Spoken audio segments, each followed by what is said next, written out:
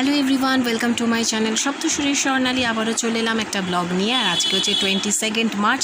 আমরা যাচ্ছি ধনধন্য অডিটোরিয়ামে দীপক জ্যোতি অ্যাওয়ার্ডস দেখতে। তো চলো সাথে থাকো আর দেখতে থাকো।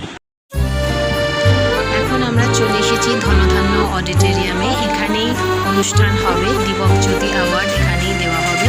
তো ভীষণ সুন্দর অডিটোরিয়ামটা, বাইরেটা তো ভীষণই সুন্দর। আর আমি এবার ফার্স্ট টাইম এলাম এই অডিটোরিয়ামে প্রোগ্রাম দেখতে।